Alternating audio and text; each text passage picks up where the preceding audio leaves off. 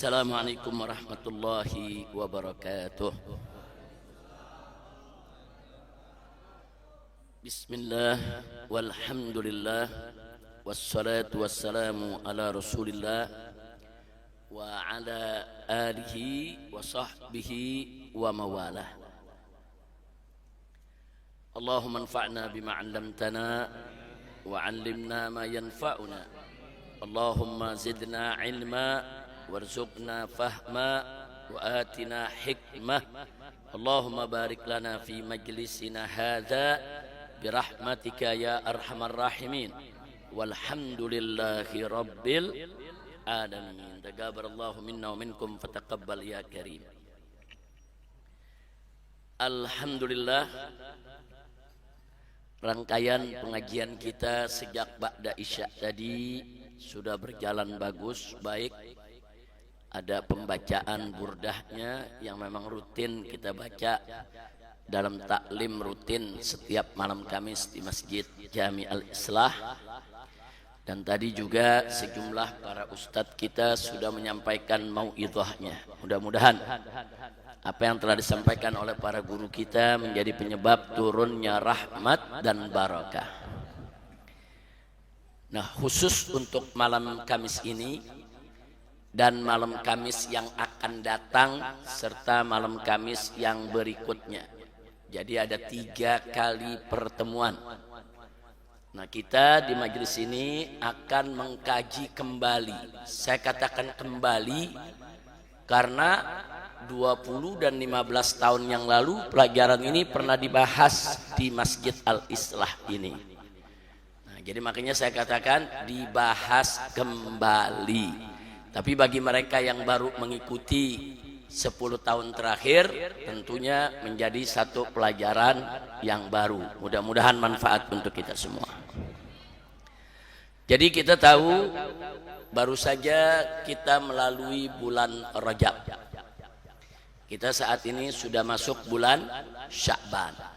Tapi suasana peringatan Isra dan Mi'raj di berbagai daerah, saudara, masih sangat terasa luar biasa dan masih terus sampai menjelang Ramadan nanti.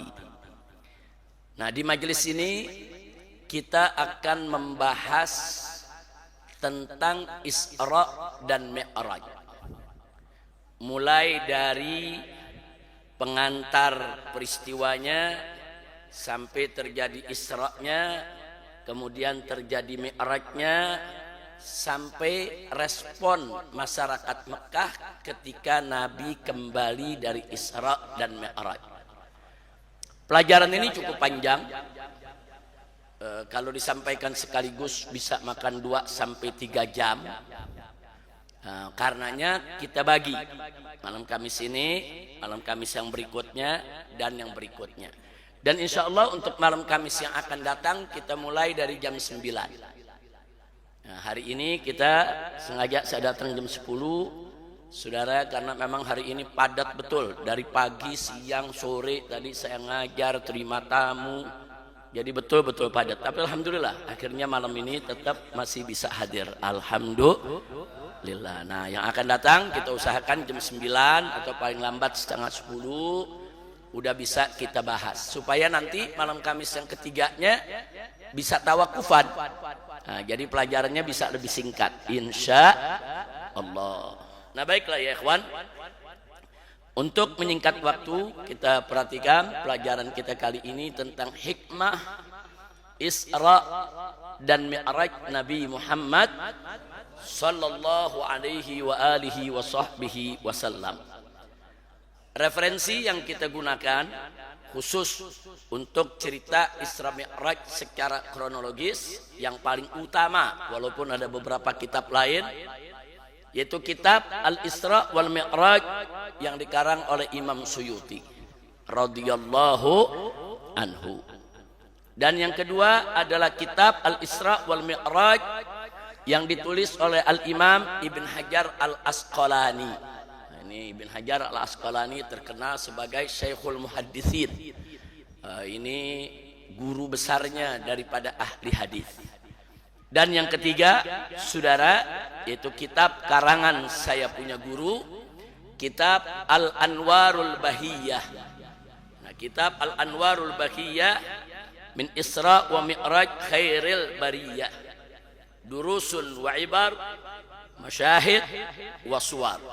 Ini taklif saya punya guru, saudara Sayyidil Imam As-Sayyid Muhammad bin Alwi Al-Maliki Al-Hasani radhiyallahu taala anhu wa an walidayh. Jadi beliau menuliskan kitab Al-Anwarul Baqiyah ini singkat, padat, ringkas, jelas, dan semuanya bersumber dari hadis-hadis sahih ataupun hasan ataupun doif, tapi yang makmul biha, yang diamalkan oleh para ulama, bukan hadis maudhu. Jadi nggak ada itu nanti hadis maudhu, hadis yang palsu ya ikhwan. Dan beliau Abuya Sayyid Muhammad bin Alwi Al-Maliki juga terkenal sebagai ulama hadis. Beliau punya banyak karangan tentang ilmu hadis. Jadi kalau kita membaca satu kitab karangan ulama hadis, saudara, kebiasaan ulama hadis, setiap dia menguraikan sesuatu selalu ada referensinya dari kitab hadis mana, yaitu beliau sampaikan.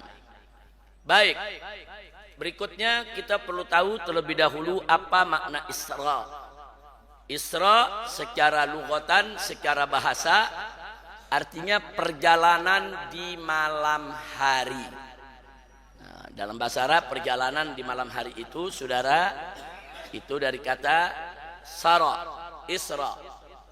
Nah, sedangkan secara istilah yang dimaksud isra oleh umat Islam, sebagaimana disampaikan oleh para ulama, adalah perjalanan Rasulullah Sallallahu Alaihi Wasallam dari Al-Masjidil Haram di kota Makkah sampai ke Al-Masjidil Aqsa. Sesuai firman Allah di dalam Al-Qur'anul Karim, faqala ta'ala subhanalladzi asra bi'abdihi laila minal masjidil harami ilal masjidil aqsa alladzi barakna haulah linuriyahu min ayatina innahu huwas samiul basir. Jadi pengertian Isra, sepakat ulama dalam menurut istilah adalah perjalanan Nabi dari Al-Masjidil Haram ke Al-Masjidil Aqsa. Adapun pengertian Mi'raj, nah ini macet ini. Coba mana Habib Ali? Atau kita gunakan ini aja kalau macet. Macet ini. Sudah keluar. Nah, sedangkan Mi'raj, saudara, kalau secara bahasa artinya naik, araja, naik. Atau bisa juga diartikan tangga. Nah, jadi naik atau tangga itu disebut Mi'raj. Nah, adapun secara istilah yang dimaksud Mi'raj adalah naiknya Nabi kita Muhammad Sallallahu Alaihi Wasallam dari Al-Masjidil Aqsa di Palestina ke Sidratul Muntaha, melalui langit pertama, kedua, ketiga, keempat, lima, enam sampai ketujuh, saudara, sampai beliau ke Sidratul Muntaha. Nah, jadi itulah pengertian definisi apa yang dimaksud Isra Mi'raj. Adapun dalil Isra Mi'raj, singkat saja. Yang pertama dalil Al-Qur'an. Nah, dalil Al-Qur'an tentang Isra ada di surat Al-Isra ayat pertama yang tadi kita bacakan. Itu tentang Isra-nya. Tapi tentang Mi'raj-nya ada dalam surat An-Najm ayat 1 sampai 18. Jadi surat An-Najm dari ayat pertama, 2, 3 sampai ayat ke-18 itu bercerita tentang Mi'rajnya Nabi Muhammad Sallallahu Alaihi Wasallam. Nah, adapun dalil as-sunnah, dalil daripada hadis tentang Isra Mi'raj, banyak sekali kitab-kitab hadis yang menceritakan. Di antaranya Sahihul Bukhari, Sahih Muslim, kemudian juga Musnad Al-Bazzar, Sunan Baihaqi, saudara. Begitu juga kitab daripada Imam Abu Hatim, dan Musnad Imam Ahmad, begitu juga Ibnu Ishaq, At-Tabrani dan lain sebagainya. Artinya cerita tentang Isra Mi'raj itu ada bertebaran dalam kitab-kitab hadis. Bukan hanya Sahih Bukhari dan Muslim, tapi juga bertebaran dalam kitab Sunan dan Musnad. Alhamdulillah. Lalu Isra Mi'raj terkait dengan ijma ulama. Sepakat semua ulama dari madhab manapun, salafan wa khalafan, baik ulama salaf yang terdahulu maupun khalaf yang belakangan sampai sekarang bahkan muasir, sepakat saudara bahwa kejadian Isra Mi'raj itu ada, bukan dongeng, bukan khurafat, bukan cerita fiktif, bukan cerita khayalan, bukan cerita bohong. Jadi ini udah ijma ulama, semua mazhab sepakat bahwa peristiwa Isra Mi'raj betul-betul terjadi. Makanya saudara mempercayai peristiwa Isra dan Mi'raj merupakan bagian daripada usuluddin, bukan furuuddin. Jadi kalau coba-coba ada mengatakan peristiwa Isra Mi'raj itu dongeng, maka batal imannya. Dia keluar dari Islam, saudara. Nah, kenapa? Karena ini usuluddin. Jangan coba-coba bilang Isra Mi'raj itu dongeng, khurafat, kisah fiktif, cerita bohong, saudara. Nah, jadi sepakat ulama mempercayai Isra Mi'raj bagian daripada usuluddin. Tapi memang di dalam peristiwa Isra Mi'raj, saudara, kisah-kisah yang diriwayatkan baik dalam Al-Quran maupun dalam hadis Nabi, ada bagian-bagian yang diperselisihkan oleh ulama. Nah, yang diperselisihkan oleh ulama itu bukan usuluddinnya, tapi furuuddin. Nah, mari kita lihat di antara usul furu'nya, saudara, dalam peristiwa Isra dan Mi'raj. Nah, kita lihat dulu. Yang pertama, saudara, kalau mau tahu usul dalam peristiwa Isra Mi'raj, yang paling utama adalah kebenaran peristiwa. Nah, tadi sudah kita sampaikan, kebenaran peristiwa Isra Mi'raj mutlak benar, mustahil salah. Dia menjadi bagian qat'iyatuddin yang wajib diimani, tidak boleh diingkari, dan ini disepakati oleh semua mazhab, saudara. Nah, ini bagian yang usul. Tapi jangan salah paham. Di dalam kisah Isra Mi'raj ada bagian-bagian cerita yang dinukilkan dalam hadis-hadis yang diperselisihkan oleh ulama. Karena tadi saya katakan ada yang hadisnya sahih, ada yang hasan, ada yang dhaif. Kalau maudhu kita nggak cerita, maudhu kita buang. Kalau udah hadis maudhu buang, nggak usah dipakai. Ya hewan, haram pakai hadis maudhu, hadis palsu. Nah, karena memang cerita ini beraneka ragam, banyak riwayatnya, itu yang menimbulkan akhirnya para ulama ada berbeda pendapat tentang beberapa hal dalam Isra Mi'raj. Antara lain, saudara, nah ini menyangkut furu'nya. Pertama, tentang waktu kejadian. Jumhur Ahlus Sunnah wal Jamaah yakin kejadiannya, saudara, bulan Rajab tanggal 27. Tapi ada ulama, saudara, yang berpendapat kejadiannya bulan Ramadan, bukan bulan Rajab. Nah, ini perbedaan begini, ini furu. Enggak apa-apa berbeda pendapat soal waktu. Yang penting peristiwanya semua sepakat ada, saudara. Nah, kemudian yang berikutnya lagi yang furu juga. Ini Isra Mi'raj ini satu peristiwa atau terpisah. Kalau Ahlus Sunnah hampir semua sepakat satu peristiwa, habis Isra langsung Mi'raj. Tapi jangan kaget, ada kelompok ulama yang berpendapat peristiwanya terpisah. Isra satu peristiwa, kemudian ada peristiwa lain yang disebut peristiwa Mi'raj, saudara. Nah, kemudian ada lagi Yang jadi pertanyaan, di alam nyata atau mimpi atau keduanya? Tapi mimpi bukan sembarang mimpi, bukan mimpinya kayak mimpi kita, bukan. Karena ru'ya anbiya itu shadiqah. Saudara, nah ini Ahlus Sunnah wal Jamaah sepakat, nyata bukan mimpi.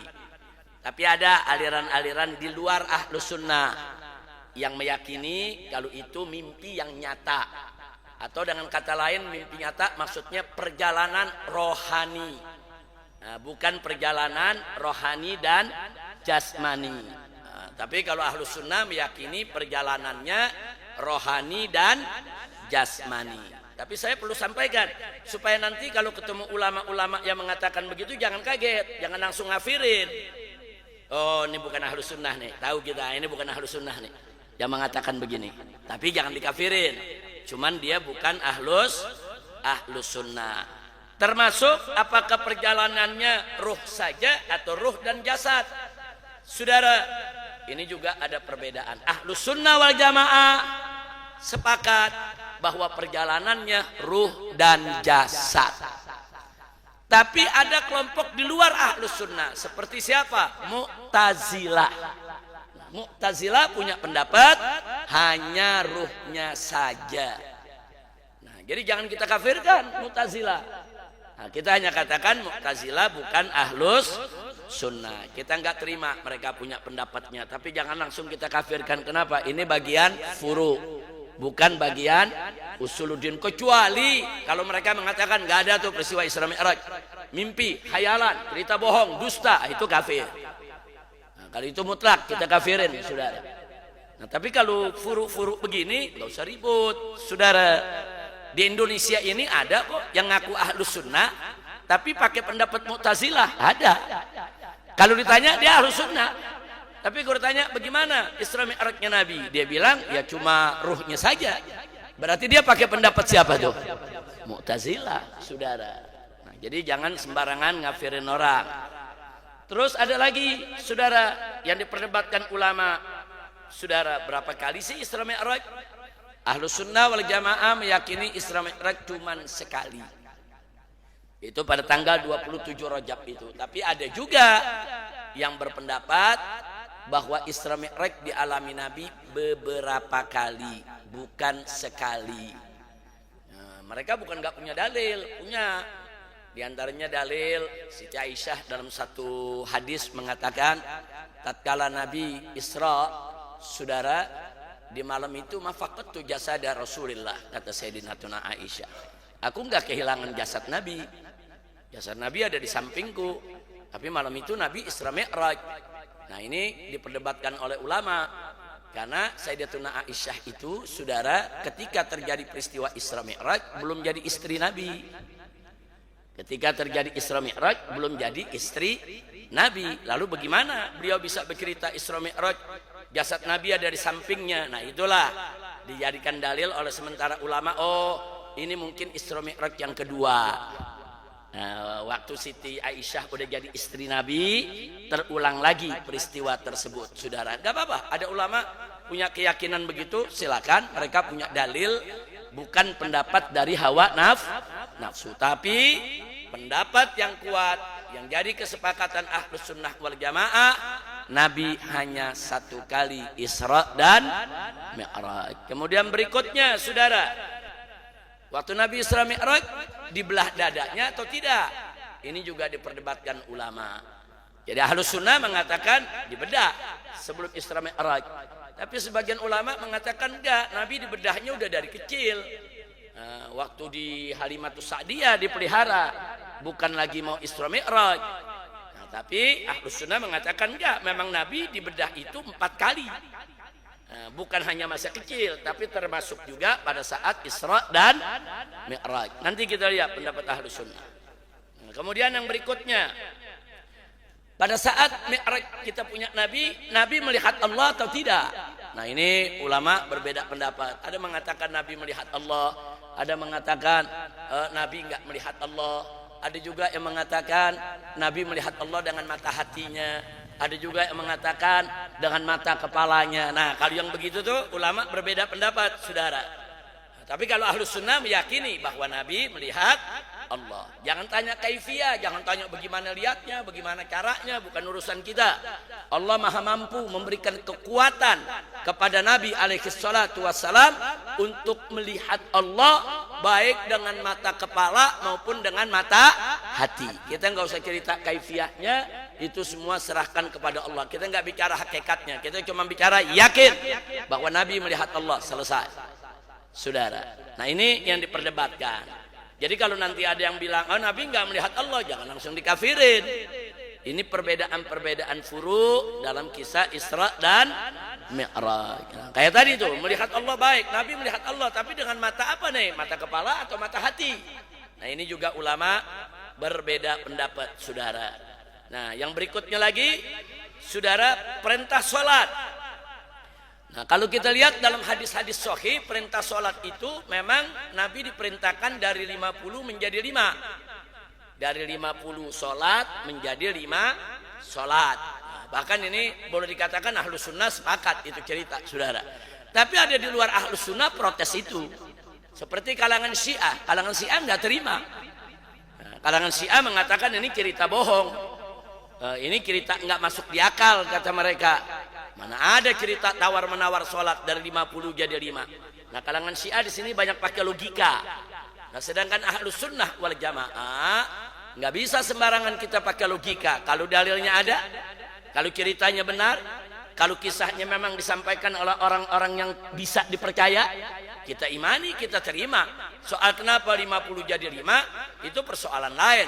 Nanti bisa kita urai dengan logika dan dengan ilmu kita. Nah, itu prinsip ahlus sunnah, perhatikan. Nah, jadi kalau ada yang nggak percaya begitu, jangan langsung dikafirkan. Hak dia ya ikhwan, dia nggak percaya, saudara. Nah tapi kalau ahlus sunnah percaya, yakin. Nah baik. Nah terus yang berikutnya lagi, saudara, ada juga yang berpendapat Isra usulnya, Mi'raj furu'nya, saudara. Nah jadi ini kalau ahlus sunnah bilang enggak, Isra Mi'raj meyakini kebenaran peristiwanya adalah usuluddin. Tapi ada bagian-bagian yang memang merupakan furu'uddin. Nah inilah tentang usul dan furu' dalam Isra dan Mi'raj. Nah sekarang saya ingatkan, saya ulangi, usul ahlus sunnah dalam Isra Mi'raj. Nah, ini kalau dikatakan usul ahlus sunnah sepakat nih. Ini termasuk ciri ahlus sunnah. Jadi ahlus sunnah itu bagaimana melihat peristiwa Isra Mi'raj. Satu, saudara, terjadi di bulan Rajab ba'da bi'tsah qabla hijrah. Ahlus sunnah meyakini bahwa Isra Mi'raj itu terjadi di bulan Rajab setelah Nabi diangkat menjadi utusan Allah. Jadi setelah beliau diangkat jadi Nabi, jadi Rasul, dan qabla hijrah, sebelum hijrah. Nah ini sepakat ahlus sunnah, saudara. Kalau ada yang berbeda ini, itu di luar ahlus sunnah. Kemudian yang berikutnya, saudara, usul ahlus sunnah, Isra dan Mi'raj satu kesatuan kejadian, bukan kejadian terpisah. Tadi sudah saya sebutkan. Kemudian yang ketiga, saudara, di alam nyata dengan ruh dan jasad. Peristiwa Isra Mi'raj bukan di alam mimpi, tapi di alam nyata, dan kejadiannya dengan ruh dan jasad, bukan ruh saja. Ini usul ahlus sunnah. Nah, kemudian yang berikutnya, hanya satu kali, tidak berulang beberapa kali.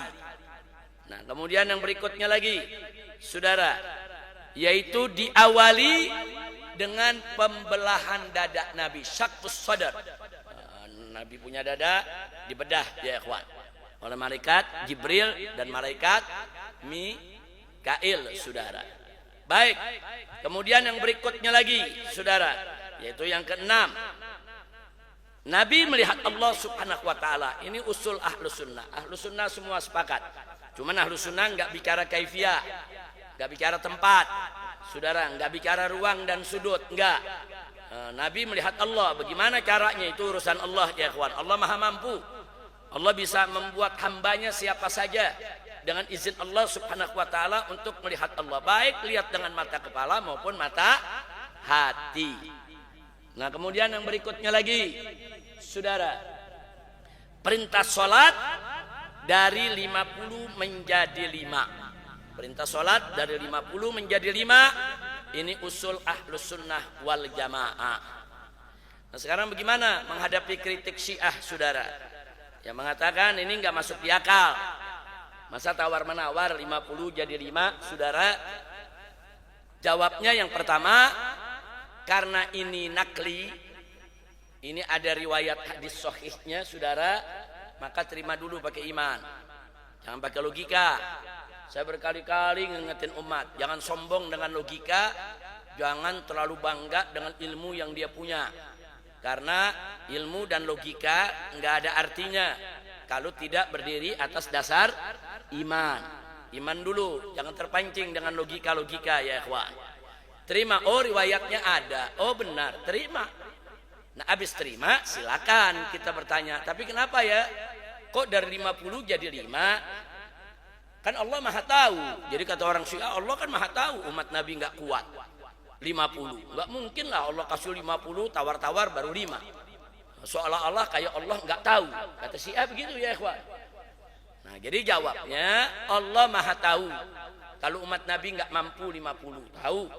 Dan Allah juga maha tahu kalau nanti hasil akhirnya hanya 5 yang wajib.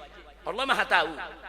Nah kalau Allah maha tahu, kenapa kok ceritanya harus 50 dulu jadi 5? Nah, jawabnya itu kehendak Allah, keinginan Allah yang kita nggak bisa ikut campur saudara. Oh kita mengatur-ngatur Allah, Allah mau bikin dari 50 jadi 5, urusan Allah. Nah, tapi apa sih hikmah di balik itu? Hikmahnya satu, Allah ingin pamerkan di hadapan hamba-hambanya betapa maha baiknya Allah, betapa maha dermawannya Allah. Allah ingin tunjukkan dari 50 jadi 5. Allah ingin tunjukkan, nah, baik gak tuh Allah, dermawan gak tuh Allah. Nah, lihat Allah, Allah itu maha Rahman dan Rahim saudara. Allah punya rahmat yang begitu luas. Jadi 50 jadi 5, Allah ingin memamerkan rahmatnya, Allah ingin memamerkan kasih sayangnya. Nah, biasa dalam Al-Quran Allah sering memamerkan kekuasaannya. Siapa yang menciptakan langit, siapa yang menciptakan bumi, siapa ini, siapa itu. Allah tanya bukan untuk kita jawab, Allah menunjukkan bahwa semua yang melakukannya adalah Allah. Nah, sekarang saya mau tanya, kalau Allah mau pamer kebaikannya boleh gak? Boleh. Salah satu nama Allah Al-Mutakabbir saudara. Allah suka pamerin tuh. Nih lihat kekuasaanku, kebesaranku, keagunganku, kemuliaanku. Nah, itu satu. Jawaban yang kedua saudara, Allah ingin pamerkan juga kepada hamba-hambanya betapa luar biasanya kasih 50 saudara, bulak-balik 9 kali menghadap Allah. Saudara nggak gampang 9 kali bulak-balik. Kenapa Nabi memperjuangkan, menunjukkan betapa kasih sayang Nabi kepada umatnya saudara. Jadi Nabi nggak mau umatnya dapat kewajiban yang begitu berat. Nah sekarang saya tanya, jadi kalau Allah mau pamer dari 50 ke 5, pamer kebaikannya, masuk akal tidak? Masuk. Kalau Allah ingin pamerkan kasih sayang Nabi kepada umatnya, masuk akal tidak? Yang berikutnya, yang ketiga saudara, dengan adanya 50 menjadi 5 saudara, untuk menumbuhkan rasa syukur di hati hamba-hambanya saudara, supaya kita ini bersyukur. Alhamdulillah untung 5. Coba kalau 50, coba kalau 50, untuk menumbuhkan rasa syukur saudara, bersyukur kepada Allah, sehingga kita malu untuk meninggalkan sholat saudara.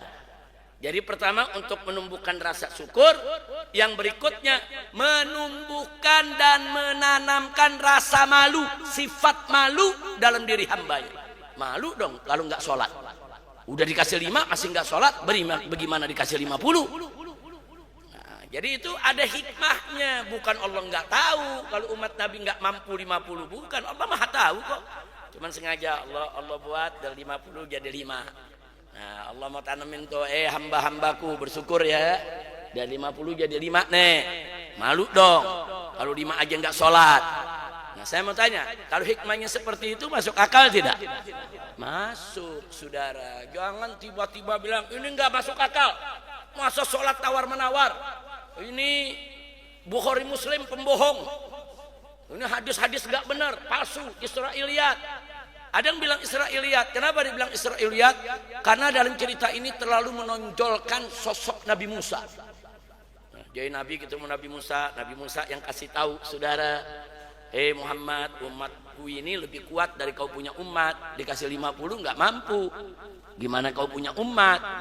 Nah, akhirnya orang-orang yang nggak suka sama Ahlus Sunnah bilang, wah ini ngarang nih, ini Israiliyat nih.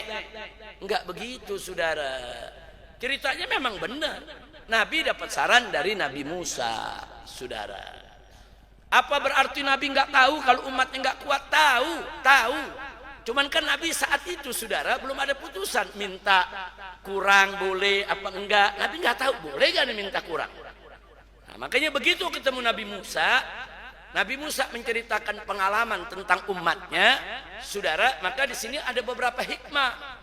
Satu, betapa luarnya jiwa kita punya Nabi. Mau dengar pengalaman orang yang lebih dulu, saudara. Orang yang udah makan asam garam tuh Nabi Musa. Nabi mau dengar. Berarti Nabi kita nggak sombong. Nah, berarti Nabi kita walaupun beliau lebih pintar dari Nabi Musa, lebih tinggi kedudukannya dari Nabi Musa alaihissalam, tapi beliau nggak sombong. Mau dengar, saudara, dengar saran, dengar usul, dengar pendapat dari saudara Nabi Musa yang sudah punya pengalaman. Saya tanya, berarti sifat Nabi bagus tidak? Bagus. Nah dari situ, saudara, apa yang terjadi? Nabi melirik ke malaikat Jibril. Baca kisahnya. Nabi melirik ke malaikat Jibril, nanya, boleh gak balik lagi? Nah, jadi artinya apa? Sebetulnya Nabi dari awal pengen minta keringanan, cuma belum tahu nih boleh apa enggak. Tahu-tahu ada saran. Kalau ada saran berarti kan ada dorongan, boleh tuh minta keringanan. Nah di sini Nabi mulai mantap, ini bisa nih. Tapi nggak berani Nabi nyelonong minta begitu aja. Tanya dulu kepada Jibril, ya Jibril boleh nih balik lagi minta keringanan. Ternyata jawab Jibril, silakan kau balik kalau kau mau. Masya Allah. Udah ada usul dari Nabi Musa, ada support dari malaikat Jibril, berarti boleh balik lagi. Makanya Nabi kembali lagi, saudara. Nah ini menunjukkan apa? Menunjukkan bahwa Nabi dari awal punya keinginan.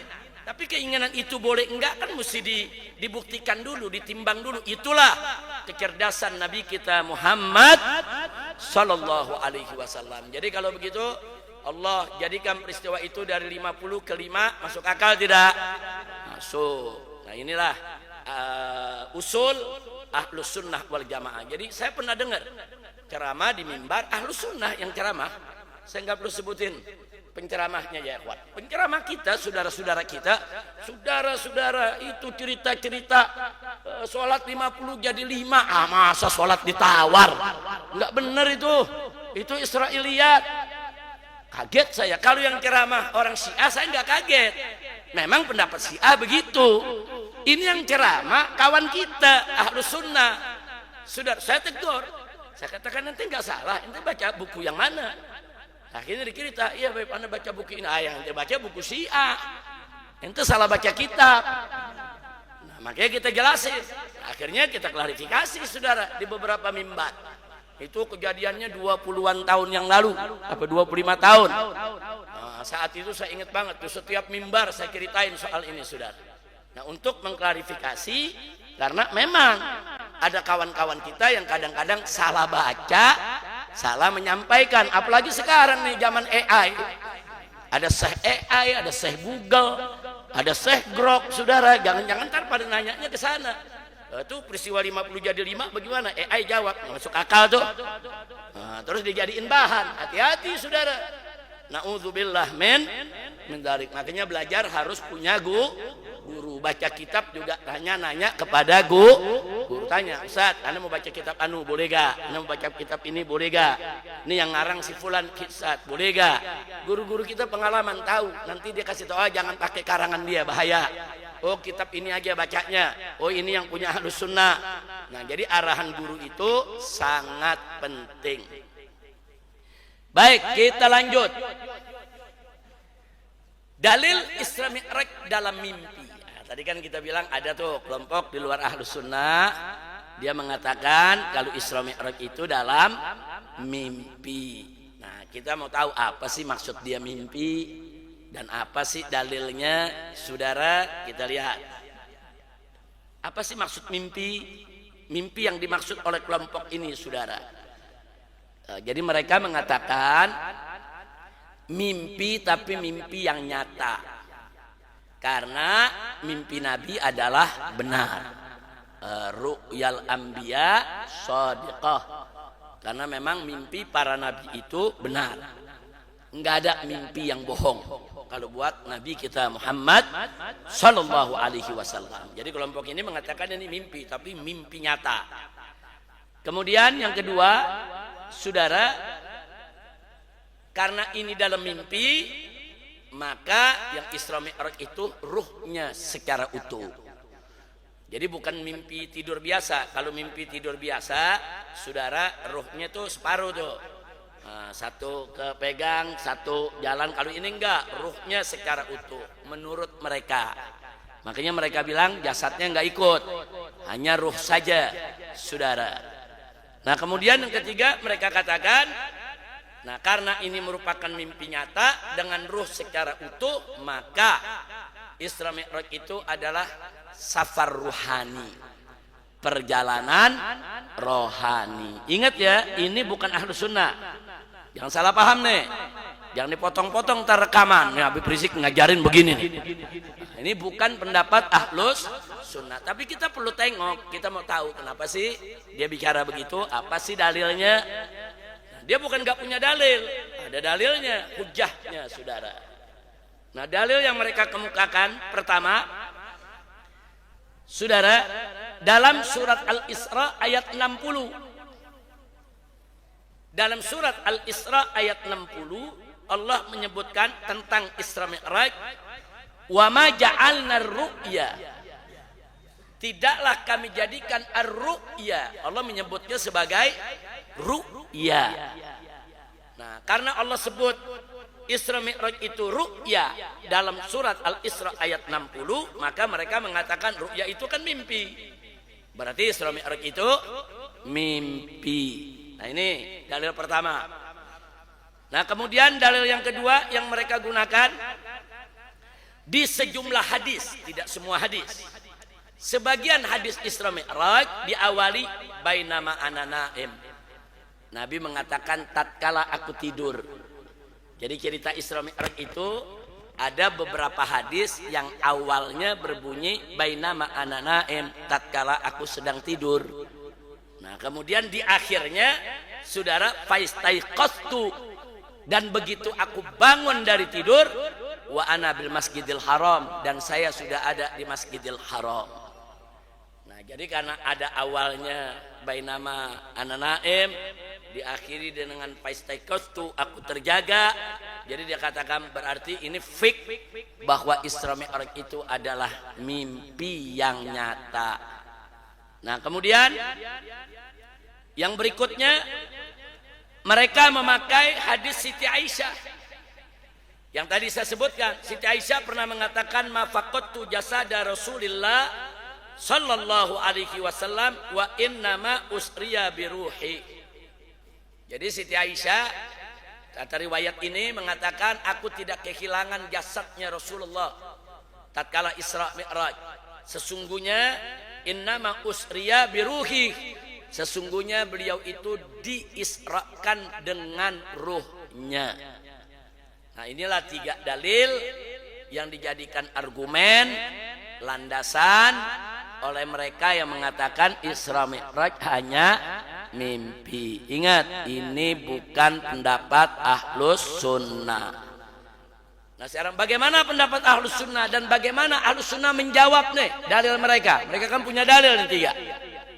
Nah kalau Ahlus Sunnah punya pendapat berbeda, apa dalilnya?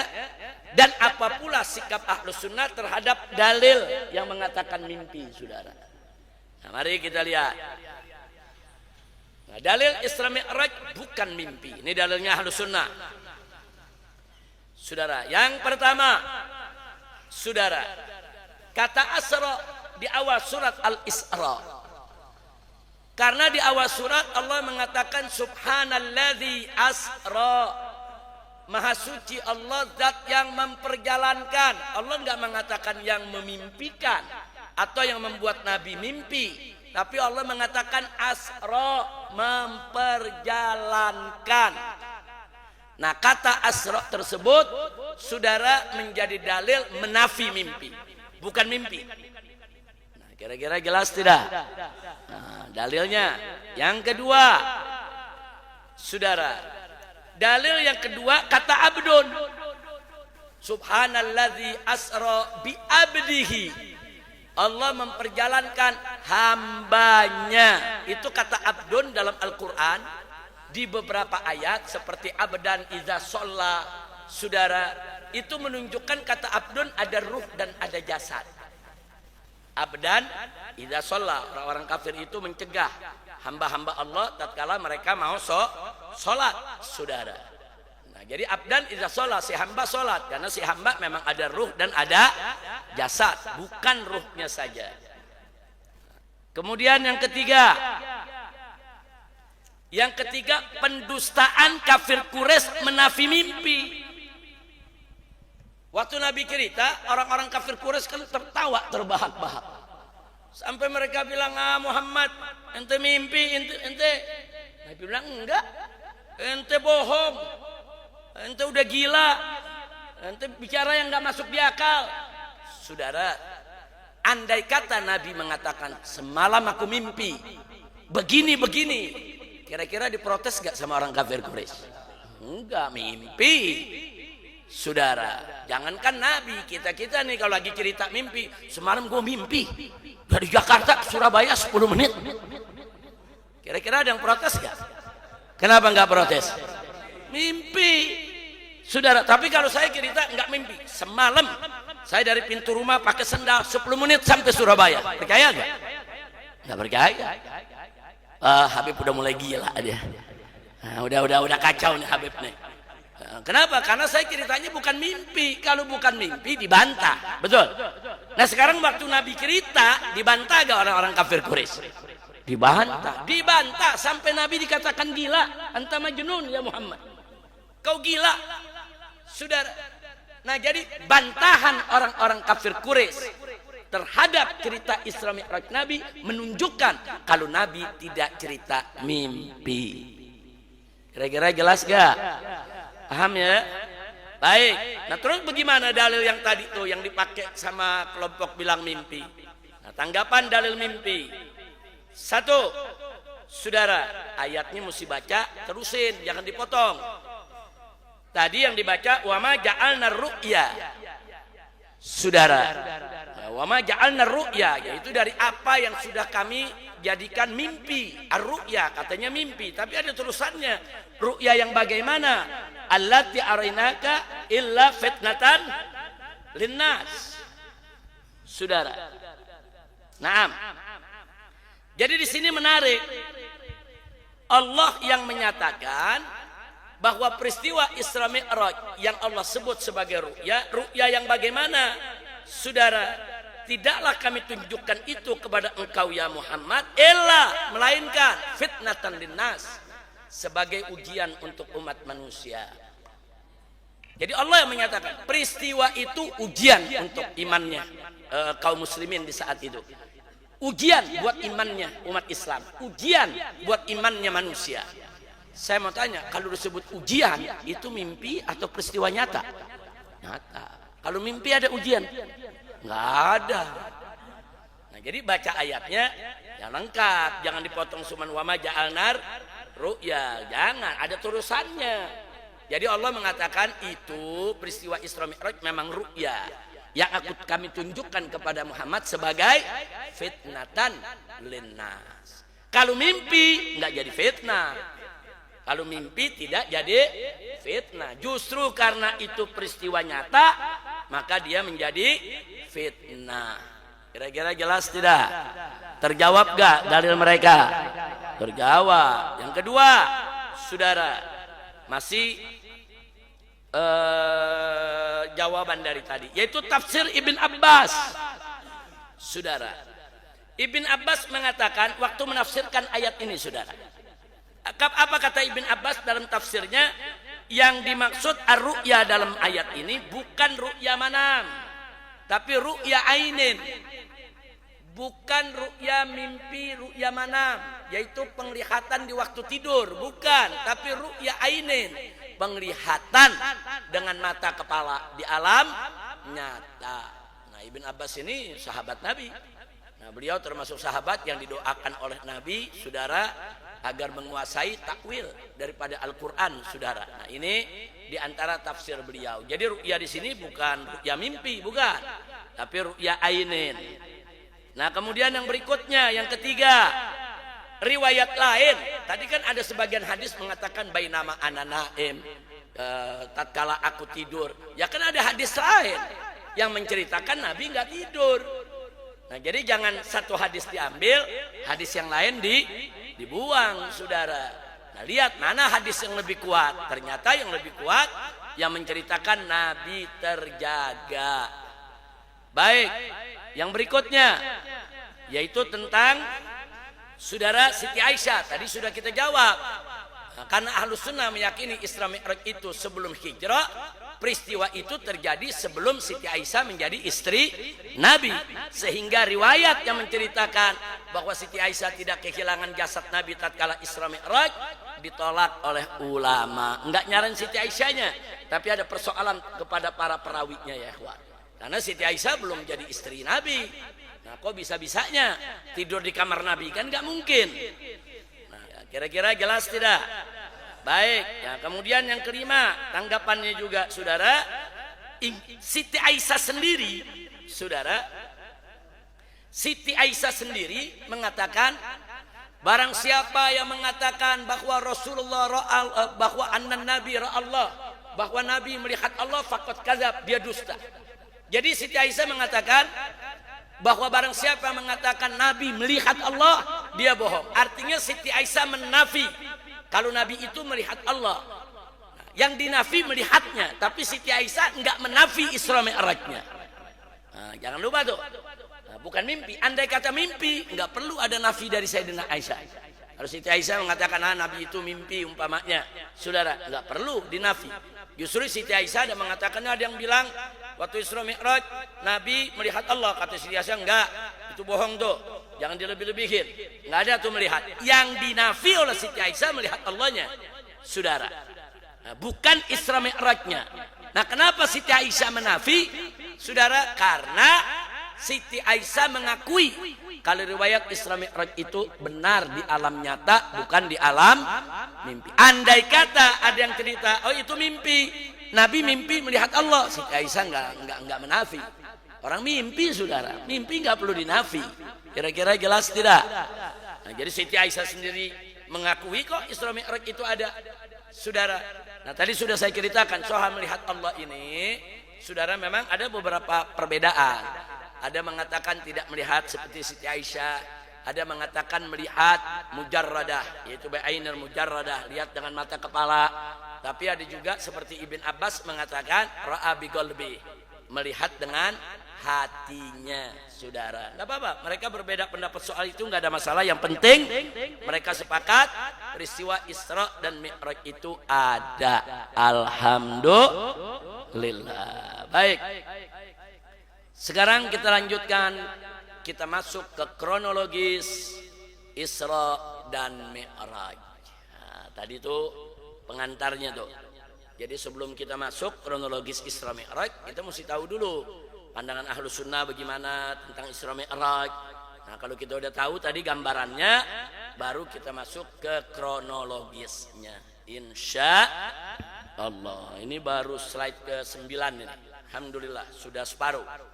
Karena jumlah slide-nya semua ada 17 slide. Nah, kita sudah separuh, tapi pemaparannya belum separuh. Nah, pemaparannya baru 10%. Baik. Kronologis Isra Mi'raj yang nanti akan kita bahas. Pertama, pengantar peristiwa. Jadi sebelum terjadinya peristiwa, ada beberapa kejadian yang mesti kita tahu,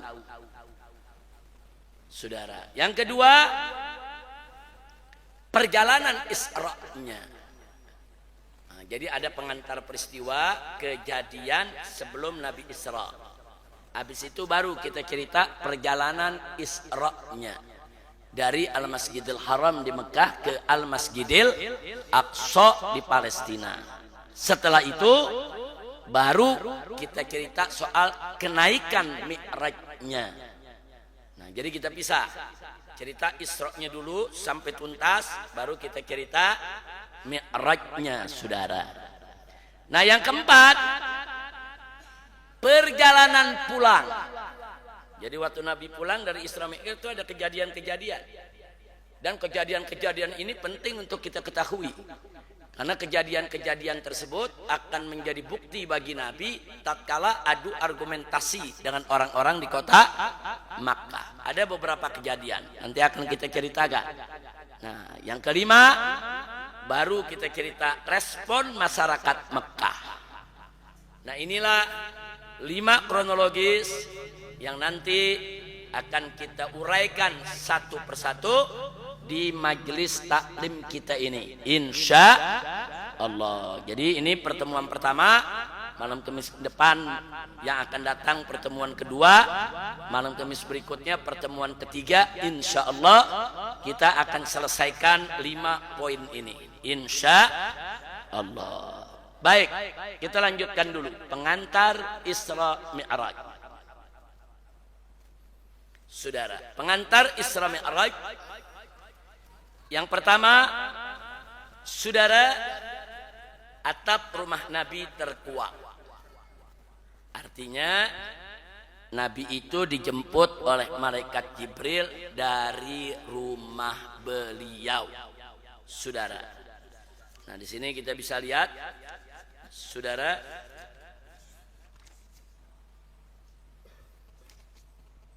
dari kitab Anwarul Bahiyah, saudara. Di sini disebutkan qala radhiyallahu ta'ala anhu wa anna jami'an wa qad kana al-isra min al-masjidil harami ba'da an ja'ahu Jibril alaihi salam ila al-baitil ladzi kana fihi wa akhrajahu ila al-masjidil harami ila al-hijri. Jadi di sini dikatakan bahwa pada saat Isra, saudara, yaitu waktu kanal Isra itu dari Masjidil Haram. Kejadian Isra itu ba'da, setelah anja'ahu Jibril, setelah malaikat Jibril alaihi salam mendatangi Nabi. Kemana? Ilal baitil ladzi kana fihi, ke rumah di mana Nabi ada di dalamnya. Wa akhrajahu, dan kemudian Nabi dikeluarkan dari rumah tersebut oleh malaikat Jibril, dibawa ke Al-Masjidil Haram.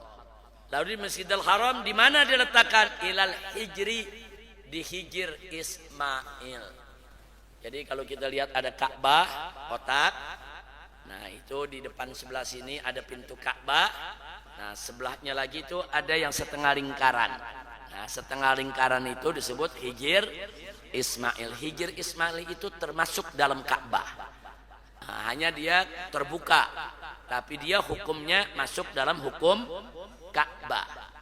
Nah, disitulah kita punya Nabi dibawa oleh malaikat Jibril alaihis salam. Lalu apa yang terjadi di sana, saudara? Yang bawa adalah malaikat Jibril dan Mikail, dibawa ke Ka'bah, dibawa ke Hijir Ismail, saudara.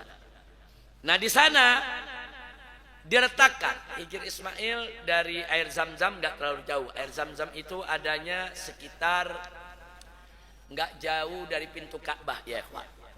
Jadi diletakkan di sana. Nah, kemudian apa yang terjadi setelah itu? Pembelahan dada. Terjadi ada pembelahan dada. Nah, baik, sebelum kita lanjutkan, saudara, ada hal yang menarik. Bahwa peristiwa daripada Isra Mi'raj ini adalah peristiwa kanat faj'atan min ghairi khabarin sabiq. Jadi suatu peristiwa yang tiba-tiba tanpa perjanjian lebih dahulu. tanpa berita terlebih dahulu, tanpa pemberitahuan. Beda dengan munajatnya Nabi Musa alaihissalam. Nah, Nabi Musa alaihissalam tatkala saudara dipanggil oleh Allah untuk menerima wahyu di Tursina, saudara, itu ada janji dulu. Allah nyatakan di dalam surat Al-A'raf. Faqala ta'ala wa wa'adna Musa 30 lailatan wa atmamnaha bi asrin fatamma miqatu rabbih 40 lailah. Jadi kami janjikan Musa 30 malam, kemudian disempurnakan berikutnya 10 malam lagi, total 40 malam. Jadi dijanjikan dulu nanti Nabi Musa dipanggil ke Bukit Tursina, saudara, tapi sebelum itu ada arahan. Nah, apa yang harus dilakukan oleh Nabi Musa selama 40 malam? Artinya ada berita, ada khabarun sabik, ada berita lebih dulu bahwa nanti Nabi Musa, saudara, akan bertemu dengan Allah Subhanahu wa taala. Sementara Isra Mi'raj enggak ada khabarun sabik. Makanya Nabi mengatakan bainama ana, tatkala aku sedang duduk, tatkala aku sedang begini. Benar-benar Nabi enggak tahu kalau beliau itu akan di Isra Mi'rajkan, saudara. Nah, makanya di sini dikatakan yaitu kanat faj'atan min ghairi khabarin sabiq. Baik, saudara. Soal pembelahan dada. Pembelahan dada ini, saudara, kita lihat disebutkan wahadhil amaliyah, maksudnya belah dada. Pekerjaan atau operasi belah dada ini amaliyah syaqqis sadar waqa'at lahu, terjadi dialami oleh Nabi alaihi salatu wassalam 4 marrat, 4 kali. Al-ula, yang pertama, wa huwa shaghirun fi Bani Sa'd. Tatkala Nabi masih kecil, waktu masih disusui, dipelihara oleh Halimatus Sa'diyah. Makanya disebut As-Sa'diyah. As-Sa'diyah itu nama suku, nama kabilah, namanya Halimah dari Bani Sa'ad. Nama sukunya Bani Sa'ad. Makanya disebut Halimah As-Sa'diyah. Terus yang kedua, wahwa ibnu Asr Sinin. Waktu Nabi berusia 10 tahun, Nabi mengalami pembedahan kembali, saudara. Ats-tsalitsah, yang ketiga, indal bi'tsa, tatkala Nabi diangkat menjadi rasul. Jadi waktu Nabi diangkat menjadi rasul, ada lagi pembedahan. Ar-rabi'ah, sedangkan yang keempat, Lailatul Isra, pada saat malam Isra Mi'raj, saudara. Nah, ini disebutkan oleh Sayyidul Imam Sayyid Muhammad bin Alwi Al-Maliki dalam kitab Al-Anwarul Bahiyah. Beliau mengatakan, wa hadha syak, pembelahan dada ini yang diceritakan tadi, sabit, betul-betul terjadi biturukin sahihah, ya, dengan riwayat-riwayat yang sah, saudara. Wa huwa haqiqi, dan ini pembedahan hakiki, saudara. Bukan pembedahan maknawi, bukan. Betul-betul dibedah, betul-betul dibelah itu dada Nabi kita Muhammad sallallahu alaihi wasallam. Terus beliau katakan la yasih ta'wilu, jangan ditakwilkan, enggak boleh. Wa hamluhu, kemudian mau diartikan alal amril maknawi. Ah, ini pembedahan maknawi, enggak ada tuh dadanya dibuka, cuman maknawi aja, enggak. Nah, jadi Ahlus Sunnah meyakini bahwa itu pembedahan hakiki, bukan maknawi. Bal huwa sakkun haqiqiyun mahsus, dan dia betul-betul merupakan pembedahan yang hakiki, yang sebenarnya mahsus dan dirasakan, artinya terdeteksi oleh indera, saudara. Nah, tentu kita nggak usah bingung. Wallahu ala kulli syai'in qadir, Allah maha mampu tentang segala sesuatu. Dan beliau ingatkan kita, wa khawariqul adat la tuqasu bil uqul. Jadi kalau kita cerita mukjizat atau cerita hal-hal yang khariqul adat, di luar kebiasaan, mukjizat, karomat, itu semua adalah khariqul adat atau khawariqul adat. La tuqas bil uqul. Jangan sekali-kali dikiaskan dengan akal. Jangan pakai dianalogikan. jangan dikias-kiaskan, jangan dilogika-logikakan. Jadi peristiwa begitu terima saja dengan iman sebagaimana sampai riwayat kepada kita. Kemudian wadzakaru anna Jibril, dan diceritakan di dalam riwayat-riwayat bahwa malaikat Jibril alaihissalam lamastakhraja qalba sayyidina Muhammadin, tatkala mengeluarkan hati daripada nabi kita alaihi salatu wassalam, dikeluarkan itu kalbnya, jantung hatinya saudara, wa ghasalahu bima'i zamzam, kemudian dicuci dengan air zamzam. Nah setelah itu naza'a makana bihi min adza, kemudian ada sedikit saudara nukta, sesuatu saudara yang kemudian dibersihkan dari hati kita punya nabi. Wa fi riwayat, dalam riwayat lain, annahu, yaitu bahwa Jibril akhraja min qalbihi, mengeluarkan dari jantung hati nabi alaqatan sauda, ada segumpal sekecil daging yang berwarna hitam, itu dibuang saudara. Wa qala, kemudian malaikat Jibril mengatakan pada saat itu dibuang, apa kata malaikat Jibril? Hadhihi haddus syaitan minka. Malaikat Jibril berkata kepada Nabi, ya Muhammad, hadhihi haddus syaitan minka, ini adalah bagian setan daripada kau punya diri. Nah ini menarik nih, haddus syaitan minka, bagian setan daripada kau punya diri. Apa ini maksudnya? Nah ini yang digali oleh para ulama saudara. Nah bagaimana ulama menggalinya? Mari lihat. Asy-Syaikh Ad-Dardir rahimahullah mengatakan maksud daripada kalam malaikat Jibril tadi adalah ai mahallu waswasatihi minka wa tasallutihi saudara law kana lahu alaihi sabil. Jadi maksudnya itu yang dibuang tadi itu tempat semacam celah di mana kalau itu dibiarkan justru setan bisa masuk, bikin orang was-was. Nah celah itu dalam hati Nabi udah dibuang, udah nggak ada lagi. Jadi nggak ada bagian setan untuk membuat Nabi was-was. Nah, jadi bukan berarti setan ada dalam diri Nabi, bukan. Ada satu bagian yang setiap manusia punya. Celah itu di situ setan bisa masuk untuk membuat manusia was-was. Nah, celah itu dimiliki oleh semua manusia termasuk Nabi, tapi untuk Nabi dibuang. Makanya malaikat Jibril mengatakan hadhihi haddus syaitan minka. Ini bagian setan dari dirimu yang sudah aku buang. Alhamdulillah. Nah, jadi wal maksud daripada kalam Imam Dardir tadi tahqiq idhari kamali batin. Itu betul-betul kepastian untuk menunjukkan betapa sempurnanya batin kita punya Nabi.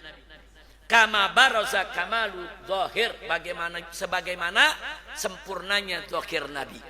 Jadi Nabi sempurna lahir dan batin. Alhamdulillah. Nah kemudian Sayyid Muhammad bin Alwi Al-Maliki radhiyallahu taala anhu menukilkan saudara yang dikatakan oleh Al-Imam As-Sayyid Ali bin Muhammad Al-Habsyi di dalam kitab Simtud Durar.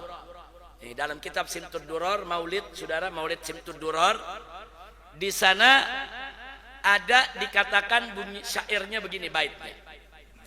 Wa ma akhrajal amlaku min qalbihi adza walakinnahu zaduhu tuhran ala tuhrin. Beliau katakan tidaklah malaikat itu mengeluarkan kotoran daripada hati Nabi. Hati Nabi enggak ada kotoran. Enggak ada tuh dikeluarkan kotoran. Akan tetapi walakinnahum, akan tetapi malaikat tadi yang ditugaskan oleh Allah zaduhu tuhran ala tuhrin, menambahkan hati Nabi dari yang suci menjadi lebih suci, suci di atas suci saudara. Nah kemudian ada yang menarik kata Sayyid Muhammad, wa waqa'a fi qalbi ma'nan akhar. Jadi setelah aku renungkan hadis ini, peristiwanya saudara, maka di hatiku ada terbersit makna yang lain. Nah beliau mencoba untuk memaknai ini. Apa beliau katakan? Anna qalba sayyidina Muhammadin sallallahu alaihi wasallam, sesungguhnya hati kita punya Nabi alaihi salatu wassalam mamluun birrahmah, penuh dengan rahmat. Jantung hati Nabi penuh dengan rahmat. Bal huwa mamba'uha wa asluha, bahkan hati Nabi itu sumbernya rahmat, saudara. Jadi sumbernya rahmat itu memang ada di jantung hati Nabi, karena Allah mengatakan wa ma arsalnaka illa rahmatan lil alamin. Jadi dalam hati Nabi itu penuh betul, mamlu, udah penuh, banjir dengan rahmat, saudara. Nah kemudian wa hadhihi rahmah, dan rahmat yang ada di hati Nabi ini syamilatun kamilah, sifatnya syamilah, itu mencakup segala sesuatu, saudara, kamilah, sempurna. Jadi rahmat yang ada di hati Nabi ini yang penuh, banjir, ini sempurna betul, saudara.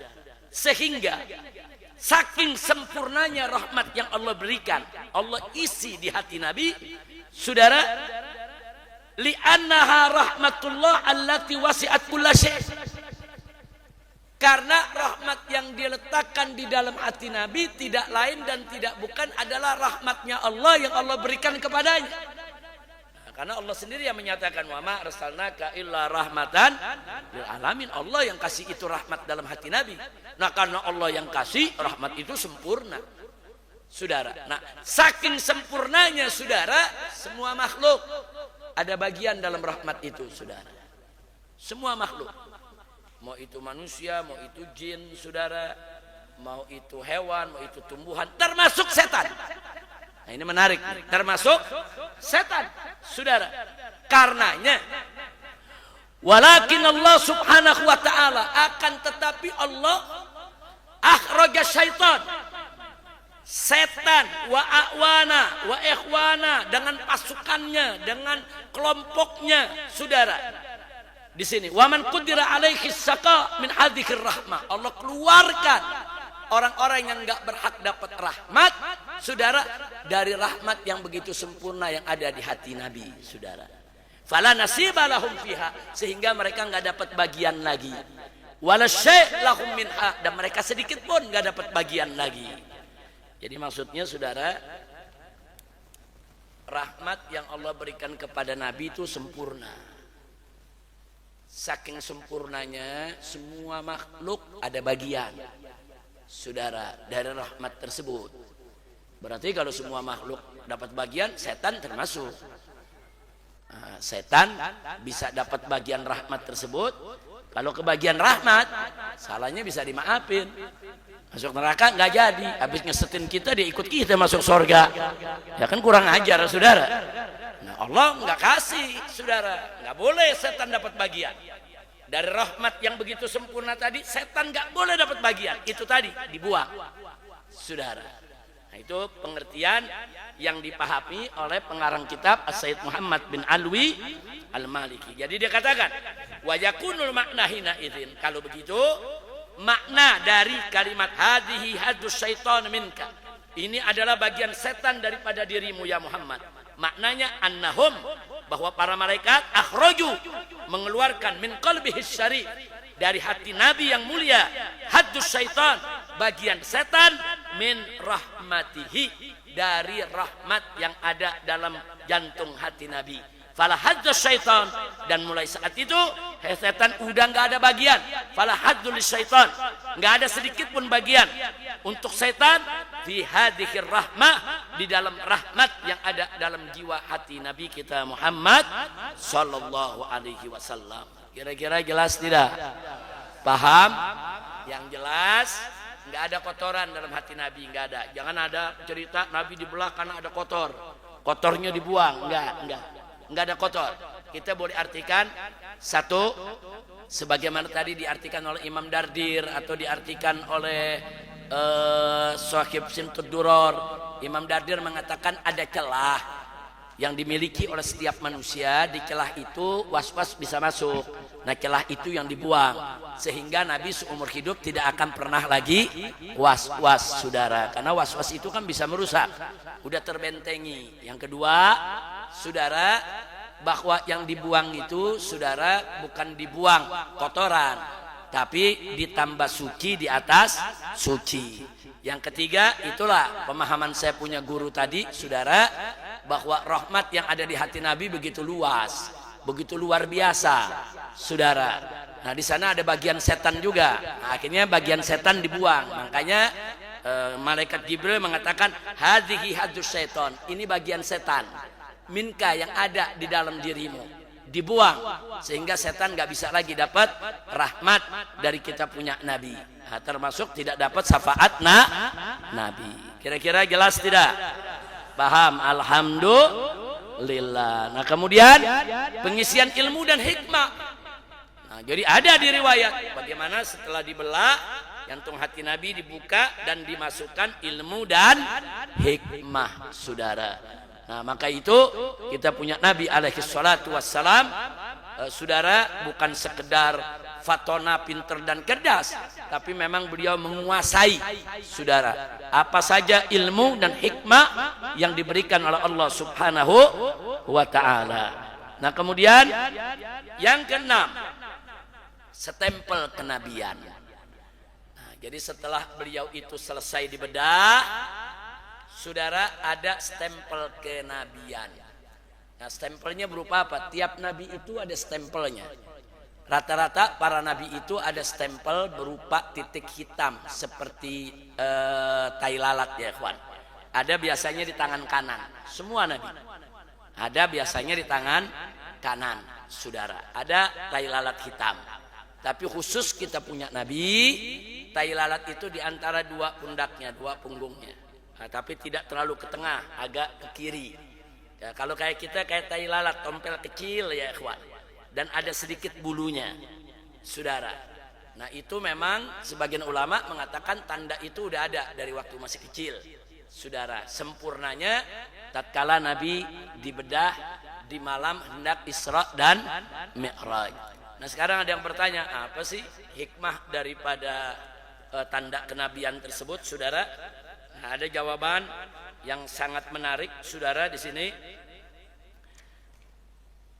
dikatakan, saudara, wal hikmatu, dan hikmah fi wad'i khatimin nubuwah, diletakkannya daripada stempel kenabian, saudara, untuk nabi kita, annahu lama muli'a qalbuhu imanan wa hikmatan wa yaqinan, tatkala hati nabi, jantung hatinya, dirinya, jiwanya sudah dipenuhi dengan iman, hikmah dan keyakinan, hutima alaihi, maka dikhatam, distempel, saudara. Seperti apa? Yukhtamu alal wi'a al mamlu miskan wa durran, seperti botol yang diisi minyak wangi yang udah penuh, ditutup botolnya, distempel, maksudnya distempel, disegel. Nah, artinya kan botol kan biasanya kalau udah diisi kita apa? Kita segel, saudara. Nah, untuk apa itu semua? Fajama Allah Ta'ala ajza'an nubuwah, maka Allah kumpulkan semua bagian kenabian untuk Nabi kita Muhammad sallallahu alaihi wasallam, wa khatama alaihi bi khatmih. Kemudian Allah berikan stempel kenabian untuk Nabi. Habis Nabi diisi ilmu, diisi hikmah di dalam dirinya, distempel, disegel, udah, saudara. Nah, untuk apa itu semua, saudara? Di sini dikatakan supaya apa? Falam yajid aduwuhu sabilan ilaih, sehingga tidak ada seorang pun dari musuh Nabi, termasuk setan dan lain sebagainya, yang punya jalan, saudara, untuk merusak apa yang sudah ada dalam jiwa Nabi. Nggak ada yang punya kemampuan untuk membuat Nabi stres, membuat Nabi lelah di dalam berjuang, untuk membuat Nabi putus asa. Nggak ada. Kenapa? Karena jiwa Nabi sudah dipenuhi hikmah dan ilmu, saudara. Jadi udah nggak ada tuh cerita putus asa, stres, kapok, jemu, nggak ada. Nggak ada musuh bisa nakut-nakuti Nabi lagi, saudara. Nah, jadi kenapa? Karena memang sudah distempel, jadi nggak ada jalan, saudara. Min ajli dzalikal khatim. Jadi lantaran ada stempel tadi, saudara, nggak ada lagi jalan orang yang bisa masuk merusak daripada isi jiwa Nabi yang sudah penuh ilmu dan hikmah. Kenapa? Li'anna syai'al makhtum mahruz. Li'anna syai'al makhtum, sesuatu yang udah disegel, saudara, udah distempel, mahruz, maka dia terjaga. Subhanallah, ini perumpamaan luar biasa nih, saudara. Nah, kira-kira jelas tidak? Jelas tidak? Kalau botol isi madu asli disegel, apa gampang kita tukar yang palsu? Nggak gampang, udah segel. Begitu segelnya dibuka, kita ganti. Ketahuan nggak? Ketahuan. Nah, ini segel udah terbuka nih. Ini udah diganti nih. Nah, ini segelnya udah nggak asli nih. Nah, saudara, jadi sesuatu yang disegel, saudara, nggak bisa dimasuki dengan yang palsu. Jadi jiwa Nabi udah disegel, penuh dengan hikmah, penuh dengan ilmu, penuh dengan keyakinan, sehingga siapapun nggak bisa mengurangi hikmah yang dimiliki oleh Nabi, mengganggu ilmu yang dimiliki oleh Nabi, atau merusak keyakinan yang dimiliki oleh Nabi. Udah nggak mempan siapapun, termasuk setan iblis sekalipun. Alhamdulillah, saudara. Makanya di sini dikatakan faka'anna hadal khatim, seolah-olah stempel kenabian ini yu'ti isyaratan wadihatan jariyatan, memberikan isyarat yang jelas, nyata, saudara, ila anna qalbahu, bahwa sesungguhnya gantung hati Nabi sallallahu alaihi wasallam mahfuzun mahrusun, sudah betul-betul terjaga, nggak bisa ada lagi yang merusaknya. Alhamdulillah. Nah, itulah diantara yang perlu kita ketahui dari pengantar Isra dan Mi'raj. Nah, berikutnya kita akan masuk perjalanan Isra untuk malam Kamis yang akan datang. Nah, insya Allah. Jadi perjalanan Isra cukup sampai di sini. Besok Isra, kalau bisa gabung dengan Mi'raj, kalau kita mulai dari jam 9 insya Allah bisa. Perjalanan Isra dan Mi'raj, sehingga malam Kamis berikutnya baru kita masuk. Tadi ada 5 semua kan. Nah, pengantar sudah, kemudian perjalanan Isra sebentar lagi, nanti perjalanan Mi'raj, nanti ada perjalanan pulang yang keempat. Setelah itu baru respon masyarakat Mekah. Nah, saya berharap hari ini pengantar sudah selesai, saudara, dengan pembukaan tadi. Yang akan datang kita masuk perjalanan Isra dan Mi'raj sekaligus, insya Allah. Nah, malam Kamis berikutnya baru akan kita kupas perjalanan pulang dari Isra dan Mi'raj, apa saja yang terjadi, sekaligus tentang respon masyarakat Mekah. Nah, habis itu baru boleh tanya jawab, silakan. Jadi dari sekarang nih catat. Nah, kalau ada pelajaran tuh catat, jangan sampai tidak dicatat. Karena catatan itu, saudara, Imam Ahmad sendiri yang hafal puluhan ribu hadis, saudara, apa beliau katakan? Beliau katakan qayyidul ilma bil kitabah. Kata Imam Ahmad, ikatlah ilmu pengetahuan dengan tulisan. Biasakan kalau ngaji bawa buku, biasakan kalau ngaji bawa kertas, biasakan kalau ngaji nyatet, saudara. Nah, baik, sebelum saya akhiri, sebelum kita tutup, ya ikhwan, saya mau kasih contoh. Murid yang rajin nyatet, ada hasilnya. Kebetulan barusan saya baru dapat hadiah ini. Saya dapat hadiah, hadiyatun qayyimah, mufidah, mus'idah, mufrihah. Hadiah yang sangat membahagiakan. Sebuah kitab dengan judul Zawaidul Fawaidil Mukhtar, itu tambahan dari faidah-faidah pilihan lisalik thariqil akhirah, yaitu bagi mereka penempuh daripada jalan akhirat. Nah, ini kitab, saudara, kitab ini kumpulan tulisan seorang murid dari pelajaran gurunya. Siapa gurunya? Gurunya adalah Al-Habib Zain bin Ibrahim bin Sumaid, guru saya juga. Nah, beliau ada tinggal di Madinah. Nah, ada rubatnya dulu, saudara, Rubatul Jufri. Saya pernah di sana, saudara, tapi memang tidak menetap tinggal, hanya saya tinggal di sana saat-saat libur. Jadi waktu saya kuliah di Riyadh, kalau lagi libur, saya ke Mekah, ngaji ke Said Muhammad bin Alwi Al-Maliki, dan saya ke Madinah ngaji ke Habib Zain bin Ibrahim bin Sumaid. Nah, ini salah satu murid beliau, yaitu Habib Ali bin Hasan Baharut, dari Dalwa. Dalwa, Darul Lughah wa Dakwah di Jawa Timur, saudara. Nah, beliau belajar ke Habib Zain, rajin nyatet. Jadi kalau lagi belajar baca kitab, Yang namanya guru tuh kalau lagi ngajar, Habib Zain lagi ngajar fikih atau lagi ngajar tafsir atau hadis atau lainnya. Kadang-kadang guru kalau ngajar suka ada kata-kata hikmah yang keluar ya ikhwan. Ada hikmah yang keluar yang beliau ambil mungkin dari ayat Quran yang mana, ada yang keluar dari hadis yang mana, ada yang keluar dari ulama-ulama salaf yang beliau ingat, bahkan dari pemikiran beliau sendiri. Nah ini muridnya nih yang namanya Habib Ali bin Hasan Baharun rajin. Jadi sambil belajar buka kitab, tapi kalau ada hal baru aja. Nah ini gurunya nyebut nih, di kitab nggak ada. Kata, wah ini gurunya ngasih tahu nih, di kitab nggak ketemu. Catat, saudara.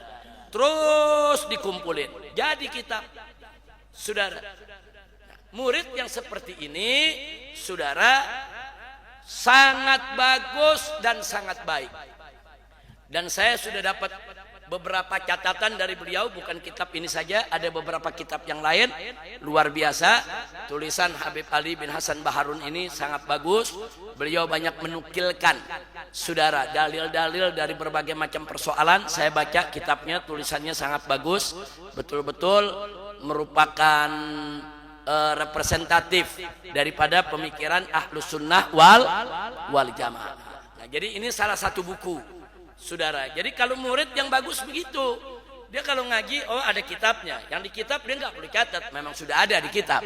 Kadang-kadang guru keluar penjelasan yang nggak ada di kitab ya, kawan. Kadang-kadang keluar kata-kata mutiara hikmah yang nggak ada di kitab ya, kawan. Nah di situ dituntut seorang murid itu catat. Oh Ustadz ngomong begini, oh Ustadz ngomong begini, oh Ustadz ngomong begini. Kumpulkan catatannya, saudara. Nah kalau ada yang seperti itu, saudara, insya Allah, saudara, dia akan mendapatkan banyak catatan pengetahuan dari guru-gurunya. Karena seorang guru kalau ngajar ya ikhwan, itu kadang-kadang banyak keluar dari ilmu yang kita nggak ketemu di sekolah, kita nggak ketemu di kelas, kita nggak ketemu di kurikulum. Saudara, sayang sekali kalau apa yang mereka ucapkan kita tidak catat ya ikhwan. Nah karena itu ini pelajaran buat kita. Saya apresiasi luar biasa kitab Zawaidul Fawaidul Mukhtar. Jadi dengan kitab ini saya jadi ingat, oh iya dulu Habib Zain pernah ngajar begini, Habib Zain pernah ngajar begitu. Dulu saya nggak nyatat seperti ini, saya nyatat perihal yang lain, saya catat yaitu bidang lain. Tapi ini yang dicatat bukan sekedar hukumnya aja, tapi kalimat-kalimat mutiara dari ajaran Habib Zain semua dimasukkan dalam kitab ini. Terima kasih kepada Habib Ali bin Hasan Baharun, hafizahullah ta'ala wa ra'ah, famatanallahu bituli hayatih wa nafa'ana bi ulumi fid dini wad dunya wal akhirah. Jadi kalau antum yang bisa baca bahasa Arab perlu punya nih. Nah, ini perlu punya, silakan miliki kitab ini. Ada juga Fawaidul Mukhtar untuk Habib Salim Syatiri. Nah, ada lagi murid Habib Salim nyatet juga tuh pelajaran-pelajaran dari Habib Salim Syatiri. Jadi juga buku seperti ini ya ikhwan. Nah karena itu memang penting untuk mencatat pelajaran yang didapat dari guru. Saya dulu mengajar sekitar 20 tahun yang lalu, 25 tahun lebih ya ikhwan, di Jamiat Khair. 25 tahun saya mengajar ilmu faraid di Jamiat Khair. Nah, saya kalau ngajar ilmu faraid, saudara, apa yang saya pelajari dari kitab-kitab itu yang saya ajarkan ke murid. Saya nggak punya buku pegangan. Jadi apa yang ada di kepala nih saya ajarkan murid. Karena kita udah ngajar setahun, 2 tahun, 3 tahun, karena udah biasa, udah lama. Jadi apa yang ada dalam kurikulum faraid udah ada di kepala. Jadi ngajar aja. Ada satu murid saya perempuan, saudara, dia catat semua yang saya berikan pelajaran. Dia catat rapi, saudara. Selama 1 tahun saya ngajar. Karena memang faraid 2 semester. Begitu selesai dia lulus dari Jamiat Khair, saudara, saya dikasih hadiah. Ustadz, saya punya hadiah, Ustadz terima ya, dibungkus rapi dan buku. Saya bilang boleh, apa hadiahnya dikasih? Saya ambil. Sampai rumah saya buka. Ternyata bukunya itu catatan dia dari awal saya ngajar sampai akhir. Lengkap ilmu faraid. Yang sekarang jadi kitab yang dipakai di madras. Ya ikhwan. Dia yang tulis semua. Ya, saya sendiri, Masya Allah dia catat ini, dia tulis ini. Sejak saat itu saya punya buku pegangan buat ngajar. Nah, biasanya nggak pakai buku pegangan, saudara. Nah, akhirnya terakhir saya rubah menjadi syajarah, musajjar, bagan-bagan. Sekarang adanya bagan-bagan kan. Sebelum bagan tulisan. Yang nulis saya punya murid, perempuan lagi. Dan dia ranking 1 di Jamiat Khair. Nah, jadi saudara, jangan sangka perempuan nggak punya kemampuan. Banyak perempuan yang ranking 1, yang pinter ya ikhwan, yang belajar faraid ternyata luar biasa. Berarti faraid kan ilmu yang lumayan ribet, ruwet.